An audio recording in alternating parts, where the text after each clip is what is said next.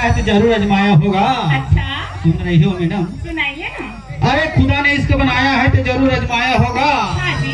और तुम्हारी हमारी क्या औकात है? हाँ। ये खुदा ने तो भी इसको रुलाया होगा। अच्छा अच्छा सुनते हो? हाँ? अजी कौन कहता है बुढ़ा इश्क नहीं करता? अच्छा।